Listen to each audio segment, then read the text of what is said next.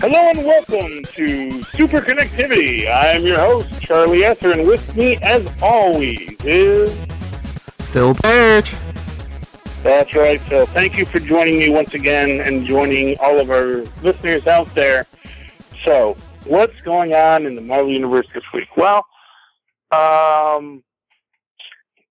we've discussed, with regard to Secret Wars, there's a lot going on Battleworld. But one thing that I had suggested earlier on was that the Beyonders who created Battleworld were all from the original Proto-Beyonder.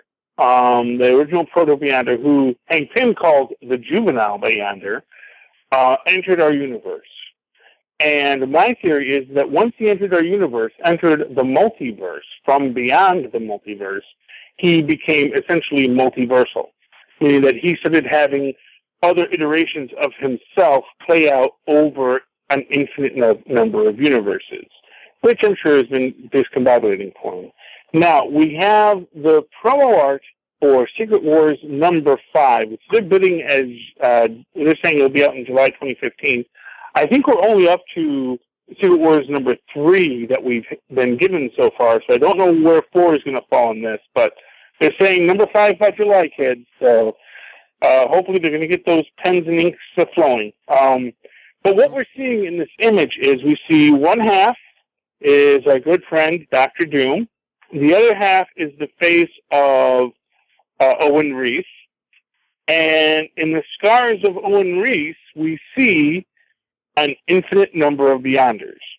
And this goes into this idea I had suggested, which is that the Beyonders are bound to Owen Reese, and the universe is bound to the Beyonders through Owen Reese. And that destroying the Owen Reeses, essentially, although it's seemingly destroying the universes, might not be destroying the universes, but seeming to destroy the universes is arguably then freeing the Beyonders from their multiplical existence.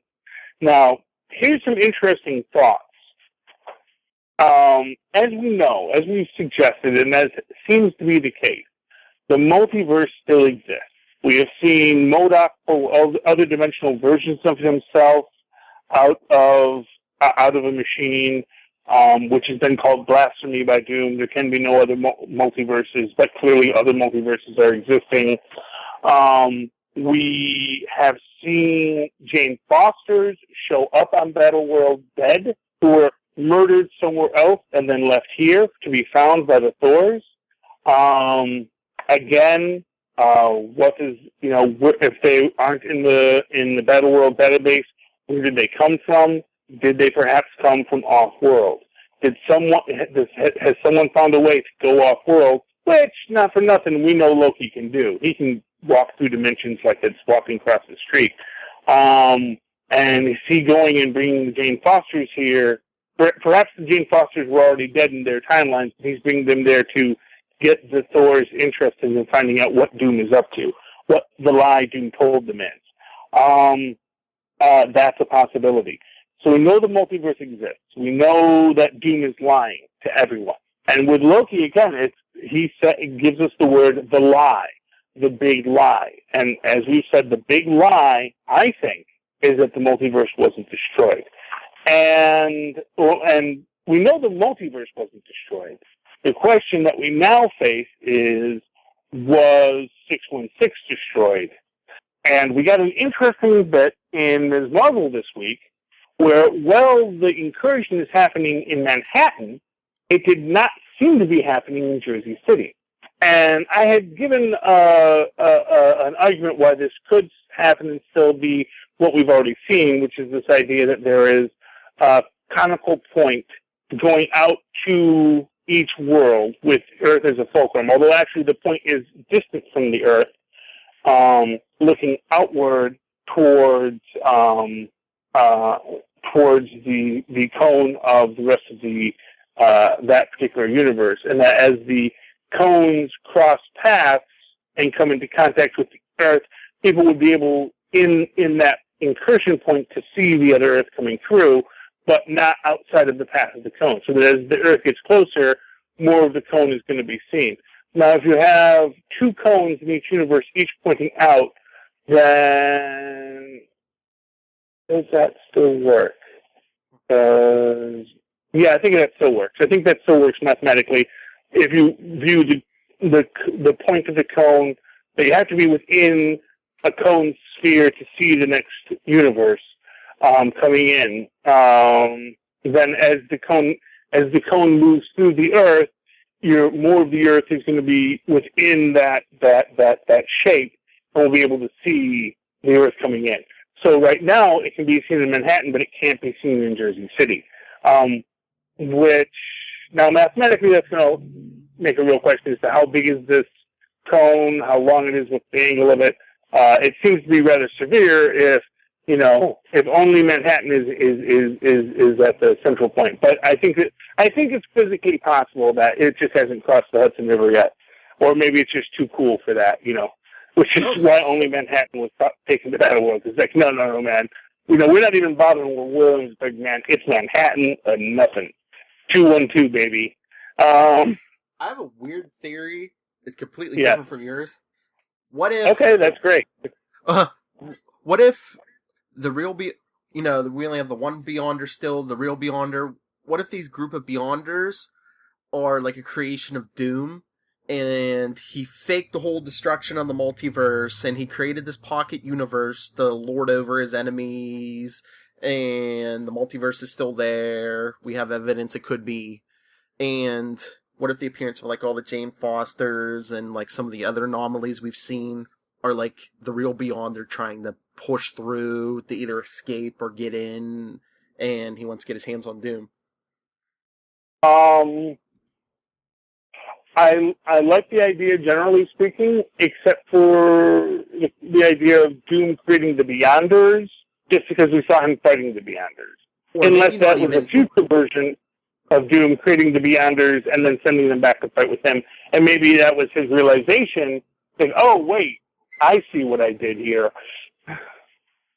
Yes, but every time he fought the Beyonders, there was somebody there. Mm-hmm. Doctor Strange, the Molecule Man. Do you think he was putting on a show, maybe? Oh, well, that's interesting. Because maybe Molecule Man wouldn't help him unless he thought there was this big multiversal threat. Wow, that's an interesting take on it. That Doom is just... Man, that makes Doom so petty. Well, he's a jerk, remember? Create the whole religion around himself just to create a little pocket world where he can be king. He's a petty jerk. Yeah, well, he is a petty jerk. We do know this. We do know. Honestly, it makes the Quiet Man look like reasonable and stable. At least the Quiet Man, for what it's worth, actually went out and did other things with his life. Well, he was obsessed with the destruction of Reed Richards. He also, built a company. And granted, that was all for the purpose of, destroying Reed Richards, but at least he did something with himself. Doom is creating an entire universe just to go rule over everyone except Reed Richards. So, yeah. It's an interesting idea, and I don't know if I'm like I said, I definitely concur with you the idea that Doom is faking things. Now, if Doom has been faking it for a while, that might even explain why he doesn't, why he dismisses Namor when he offers for him to join the Cabal. Doom is no one's second choice. It's like, you didn't want me then, but now you're coming to me? No way. Which, if the fate of the universe is on the hands, then maybe that's not so important. But of course, Doom had his other plans. So was it because Doom knew the incursions weren't as big of a problem, or was it because, and of course, that's an interesting point in that, we see Doom go into, that other universe, and we see him talking with the Molecule Man. We don't necessarily know that was the exact line before when he goes and creates the Black Swan. And of course, and that thing is that we never see the Black Swans until the incursions start. And although the incursions are, as I've said, we don't know what the we don't really know what would happen if two worlds collided, because we've never been privy to an actual event. We've been told what would happen, and we've been told that others saw, oh yeah, I totally saw that one time. And when I was looking through this thing that the Black Swan helped us build, you know? So maybe it's not, maybe they weren't looking at quite what they thought they were looking at when they saw that the two worlds collided and two universes were destroyed. Interestingly enough, I also had another theory, which I'm going to say this is actually something I'm really hoping that maybe the universes were all destroyed, except that Otto cut the web of the universe and severed several universes from the multiverse. And when Otto severed those threads, it disrupted the destruction of all the multiverses and allowed the web to heal separately while the multiverses went through their little cathartic collapse. And so the rebirth of the multiverse is expressly because Otto cut those threads, because he would not fall to destiny. And he said, no, I am Otto Octavius, and I do not fall to destiny, and I cut these threads, because I will not go to nothing. And I just think it would be great if the actual outcome is that Otto saved us all. Not you, Doom. It was Otto who saved us, and you just tried to doom us, which is right in your name. So we should realize that. You know, everyone on this planet speaks English. Has no one realized, gee, our God's name also means the obliteration of all things. Is that really how our language works? Does that make a lot of sense to you? I don't know.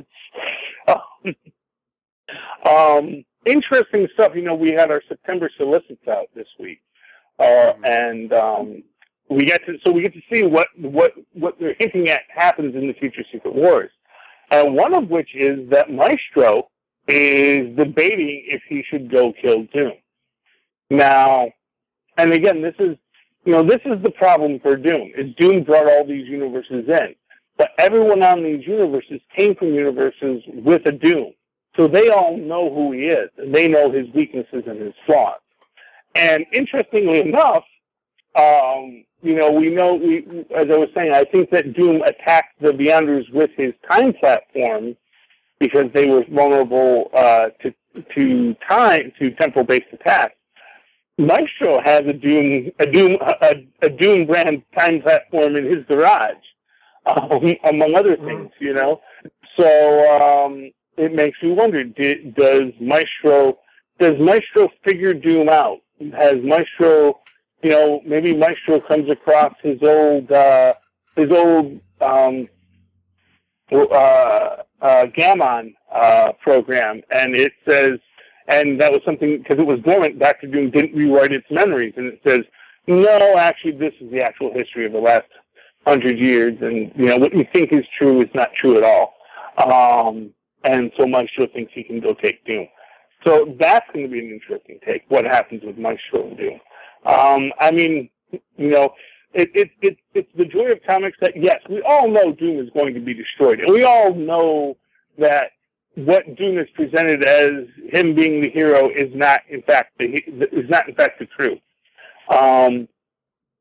And I am so excited to see how we get to that point, because it does seem like, we are going to get to that point, and we're going to get to that point maybe sooner rather than later, because it does look like Doom's world is unraveling very fast.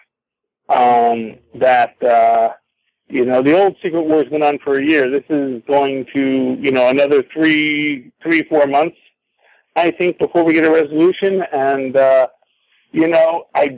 don't think Doom is going to make it. I don't think this ends well for Doom. I'm going out on a limb here. I don't think Doom gets the girl at the end. I think he and Valeria is going to be like, you know what, Doom, you're kind of a jerk. Mm-hmm. I realize that now. You say you want to be good, but you're really just a jerk. And that definitely seems to be where we're going with this. One interesting thing that came out in the news today, there was one of the leaked Sony documents came out, and what it was is a partial explanation of Sony's deal with Marvel. And what's interesting about it, for those of us who are fans, is that it has a whole list of things that Peter Parker can be and what Spider-Man can be, and they aren't necessarily the same things. For example, Peter Parker must always be white, male, and heterosexual. But it does not say that that is the case for Spider-Man. Because other people could be Spider-Man, but if Peter Parker is Spider-Man, he has to meet certain criteria. This is actually normal for any kind of licensing agreement like this, because obviously your character's definition is your bread and butter, and, although Marvel might want to explore a gay Peter Parker someday, they sure as heck don't want Sony exploring a gay Peter Parker someday, That's not how they want them. They don't want someone else telling that story. If anyone's going to tell that story, they'll tell that story when they want to tell that story.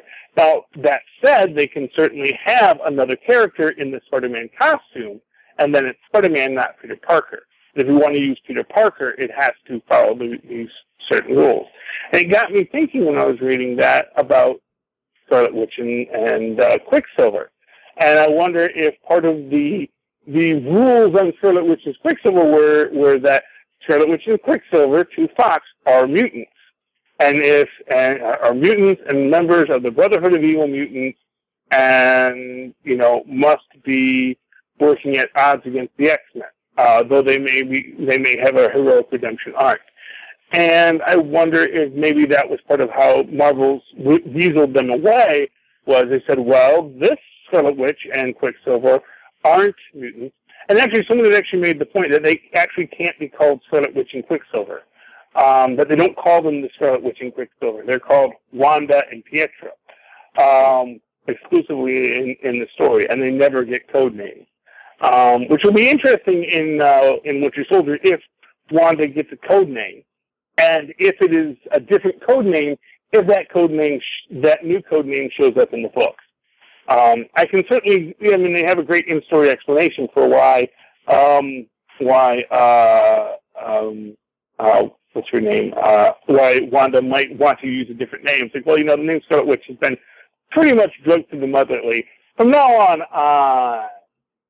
X, I'm Lady Shoot Pink Laser Beams. I'm something different than I was. I'm not going to be the Scarlet Witch anymore. And then that solves that problem, because they are using a character named Wanda who is not a mutant, who isn't named the Scarlet Witch, and so they can use her then. It's an interesting question. I certainly am looking forward to see how they explore that. What else is in the news today? See here. Oh, my goodness, almost forgot about this. I'm sorry, yes. I was going to say, I think I saw that they said the Captain Marvel movie is going to come out between Part 1 and Part 2 of Infinity War. Well, that's interesting. I thought the two Avengers Infinity Wars were supposed to be back to back. Like, you had, but maybe they're spreading it out now, and maybe they're going to do. But that, that's an interesting choice, especially if Infinity Wars 1 and 2. They'll probably still be shot back to back. It will probably be a contiguous story. Although it's entirely possible that maybe they aren't. Maybe, so for example, you could have, sort of like what Disney is doing with Star Wars right now, where they're saying, a lot happened between, actually Marvel's doing it in the Star Wars books right now, they say a lot happened between, the end of Star Wars, A New Hope, and Empire Strikes Back. That a lot happened between those two chapters. And we could tell a lot of stories between these two chapters, because we need to sort of explain, what happened to Luke and Leia, how they wound up on Hoth, what's going on with Han and Leia's relationship. Because you open up and there's And there's clearly been a lot of story that happened, but we don't get it, So they're filling in the gaps. So it's entirely possible they could, it's entirely possible that, for example, you could have, almost Empire Strikes Back kind of style.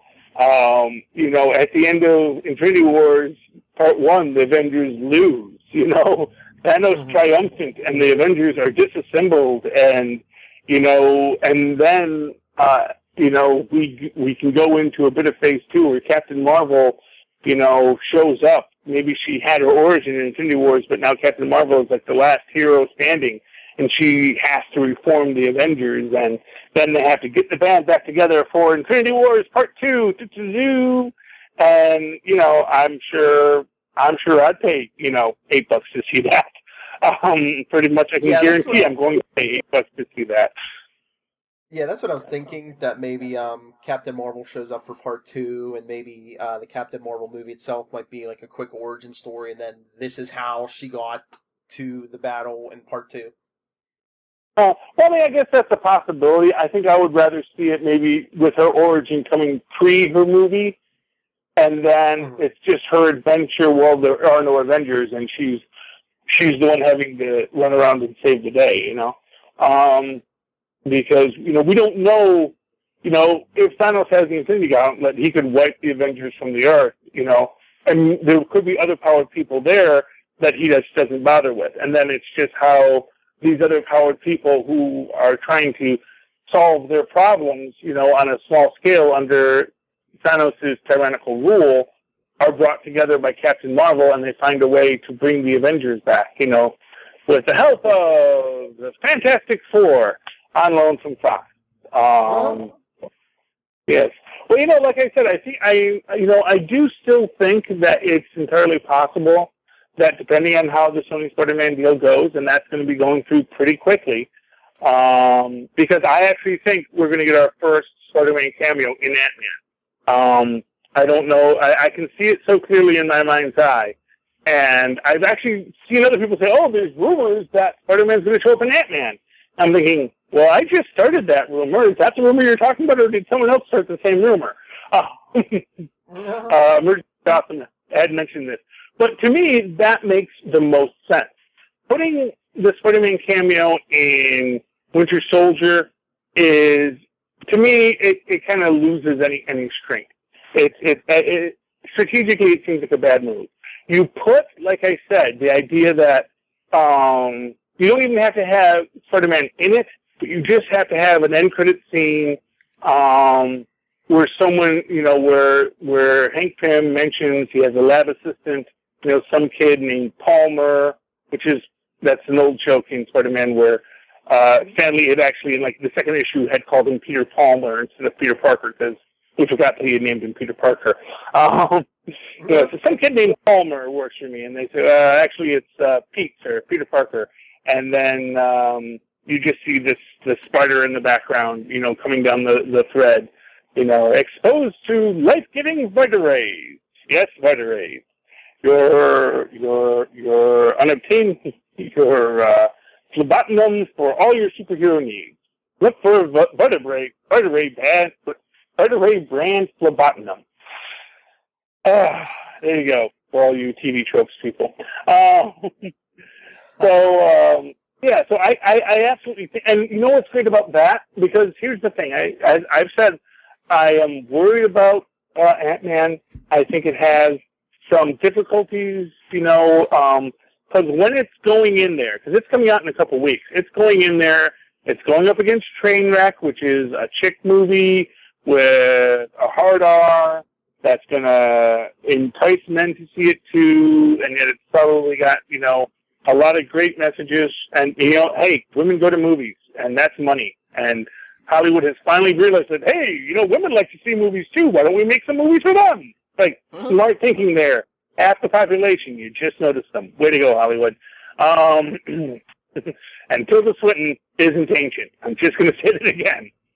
I think that's what bugs me the most about Tilda Swinton, is that how is she ancient? How are you going to, with a straight face, saying, ancient one? And, it's like, she's 54. either she's going to be smacking wrong every time she calls him that, because it's like, I'm not ancient, you know.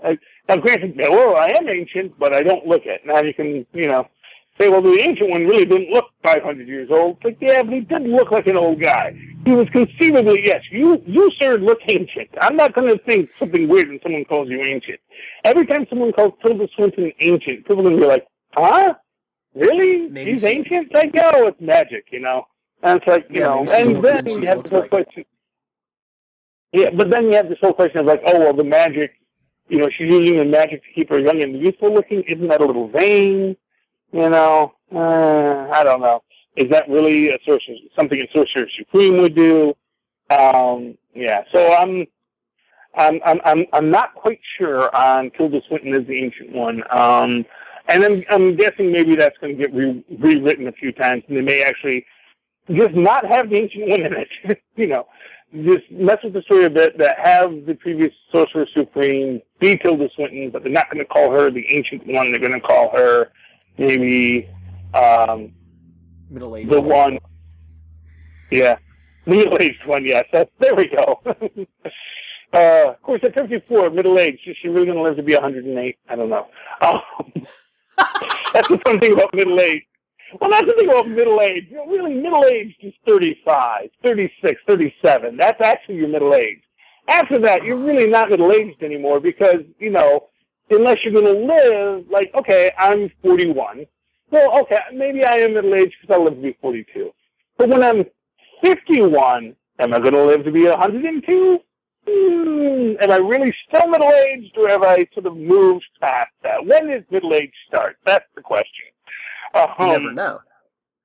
You never know. Yeah, well, that's the thing. Yeah, maybe she will live to be 108, and then she can smack me in the face and say, see, I was middle-aged.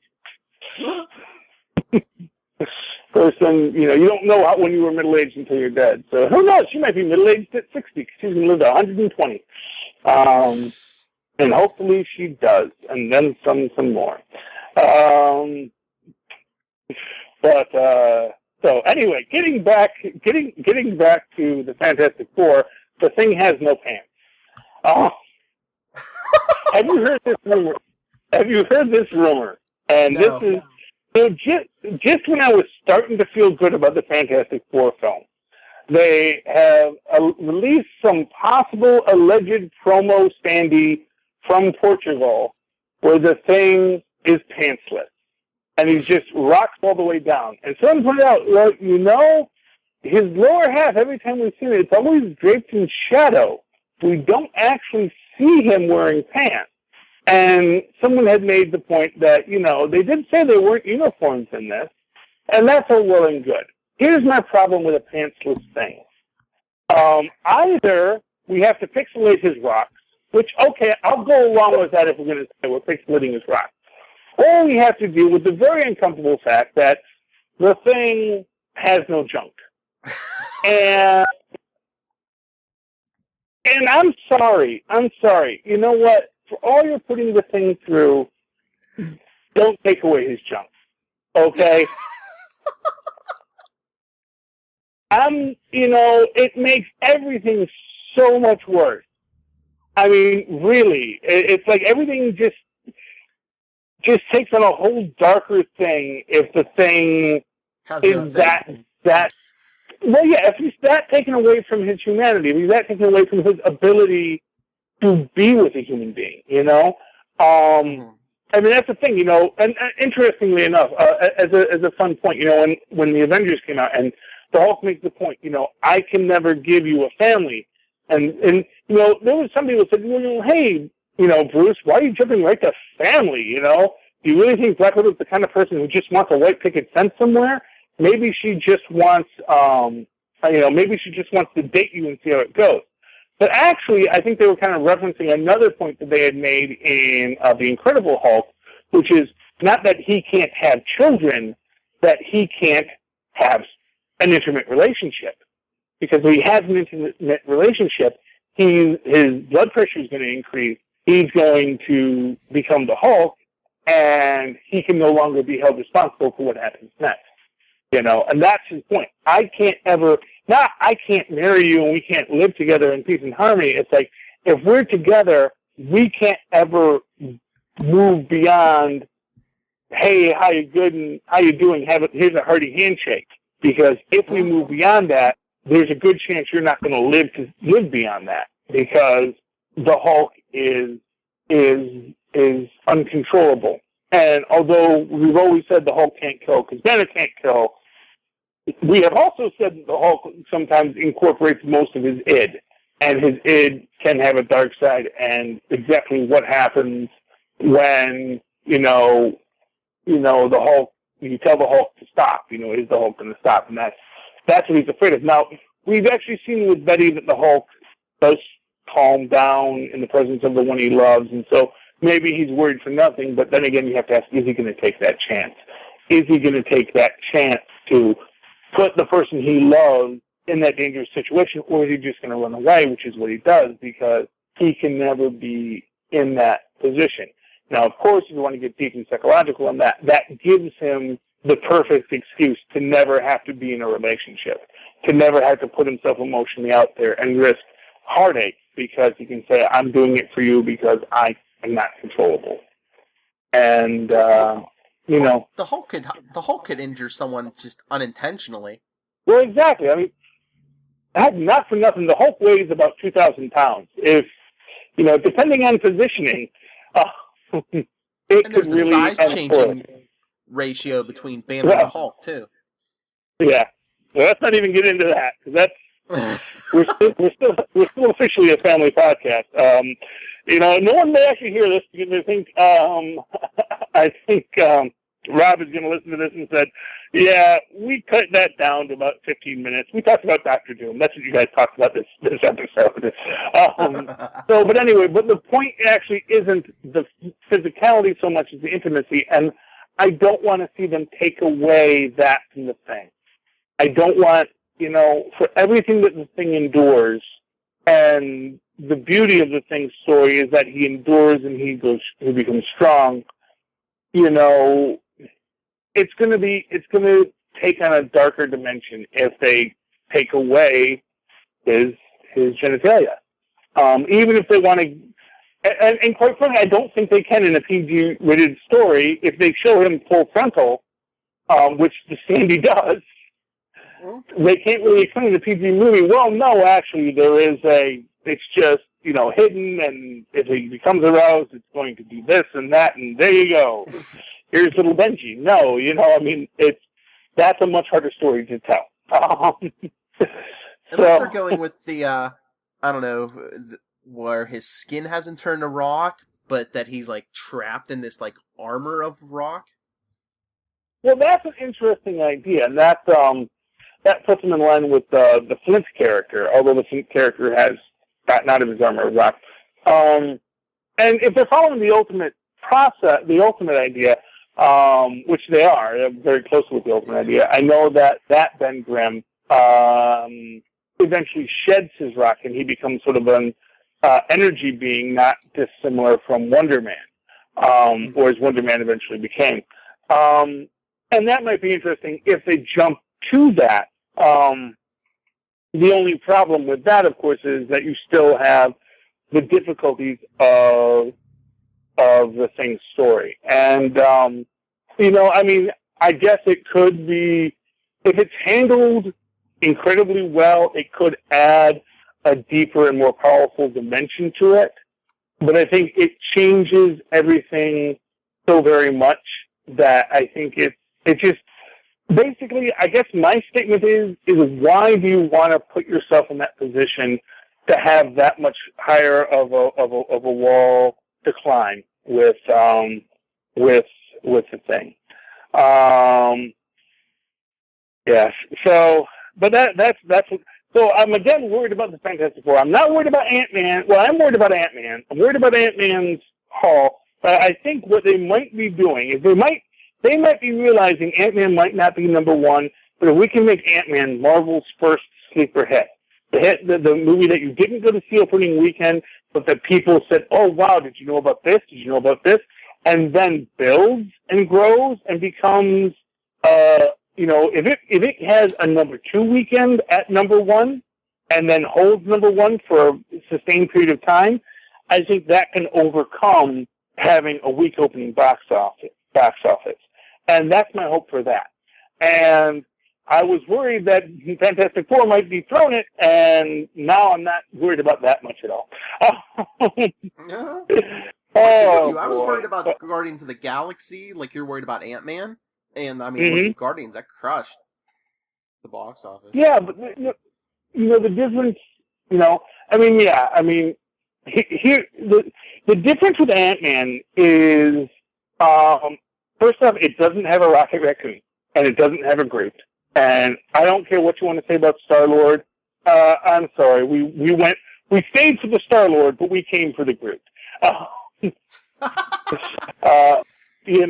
came for the Groot, we stayed for the Star-Lord. Without a doubt, Ant-Man has real potential, and maybe I'm going to be wrong. Maybe Trainwreck will be a train wreck, and maybe Ant-Man will completely dominate in true Marvel fashion. I hope it does, because I'm more and more intrigued by Ant-Man every day. They're certainly reaching out to me as a nerd, and hopefully they're going to reach out to the mainstream audiences too. They're doing more to tie into the greater Marvel universe, referencing the Avengers much more in its advertising. So hopefully that's going to help it. You think maybe like in a week or two, maybe pretty soon, maybe they'll leak something where they'll be like, oh, that Ant-Man movie might get a Spider-Man cameo. Well, maybe that might be interesting. We'll have to see. Hey, they got a lot of ants on. They got to clean up the ants somehow. But yeah. Well, because right now you have Inside Out, which is definitely going to be number one this week. And my worry is that Inside Out is going to be one of these Pixars that just, we're going to be number one the rest of the month, so you guys don't even bother. Because it looks like a fun film. It looks like a real fun film. I got a lot of kids interested in it. But my littlest isn't as interested in it because it doesn't have superheroes. But then again, he's more interested in Fantastic Four than he is in Ant-Man. So, that's the difficulty with Ant-Man. It's like, you got to get those good visuals, and nothing's as visual as the thing. Let's just hope he puts on some pants. Let's have a little mystery with the thing. That's all I'm saying. Maybe that is a very real part of the Thing's story. That is the difficulty of being the Thing. But you know what? Let's have a little mystery. Sometimes it's better to just have people wonder and not show. Okay. I think that's enough connections for this week. What do you think, Phil? Oh, yeah. We hit a lot. Okay.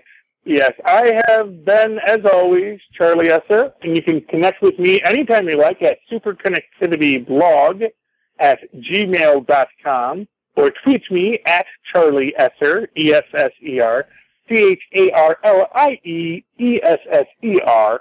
If you've ever wondered how I spell my name, that's how. You can also like the SuperConnectivity Facebook page and my own Facebook page. Well, you can friend me. Actually, I'm not someone you like, you just friends. That's how Facebook works. You can like a thing, but you have to be friends with me. I'm a person. And where can they find you, Phil? They can email me, nightwingpdp@gmail.com, and on Twitter, I'm at nightwingpdp. Sounds good. Okay. Connect with us again next week, folks, for more SuperConnectivity. Remember, don't mess with the superheroes, Chuck. Good night, everybody.